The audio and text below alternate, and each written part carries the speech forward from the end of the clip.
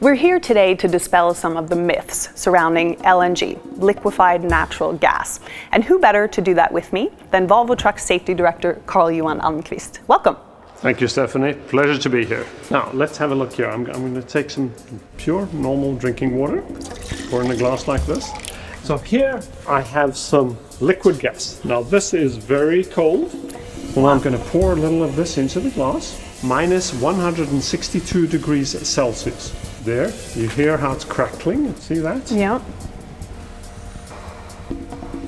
So essentially then the gas is all evaporated now. It's evaporating and going up into the atmosphere. Question is this toxic? I don't know. I don't think I would dare drink. Beautiful cold water. Isn't that fantastic? Wow. So what would happen if you were to spill some of the liquid gas on this tablecloth? Well, let's give it a try. We just pour it out here onto the tablecloth. The liquid is forming into gas and then it's evaporating. That shows, you know, that it's not harmful if you get a spill on soil or on the ground or anything like that. So Carl-Johan, the Vaporcloud here, is that flammable? Yes, it actually is, and just let me show you here. It is flammable, but at the same time, that's a very friendly flare. You can actually turn it out just putting your glove over it to extinguish it. And I can imagine that a lot of drivers are maybe worried about traveling with this gas in a huge tank.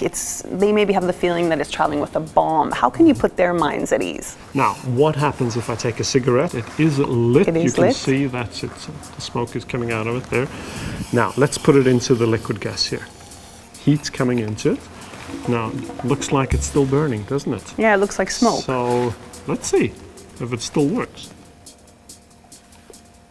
Nothing. Nothing, it's extinguished. So it's extinguished. But I'm sure at Volvo you've done a lot of internal safety tests to really put this to the test. Can you talk about a few of those? Definitely, and the side crash test where we actually want to look at the tank itself to see where is the most sensitive part of that, and that is of course the connections towards the rear. And it barely looks damaged. It does, but we put a lot of engineering resources into that. Then we've also done some other tests, like for instance the bonfire test where we put a flare under the tank itself, heat it up and see what happens. That sounds scary. No, to light a fire under. It sounds scary, yeah. but nothing's going to happen because it can't explode. And then on top of that, we've also done then a rollover test because that is a very common accident that the truck rolls over.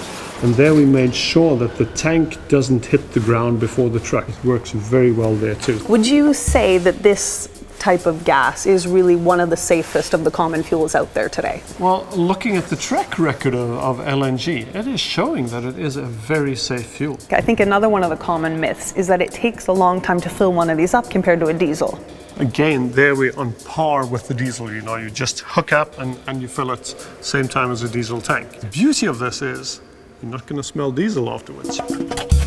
So Carl-Johan, it looks like any other truck, but does it perform like any other truck? Yes, it does, and that's the beauty of this gas-powered unit because it's running in the diesel process, so we're getting the same performance as a diesel. We're on par with a diesel. Well, I just wanted to tell you, you've convinced me. I even brought my glass of water. I thought I just have to drink a little bit to prove that I believe you.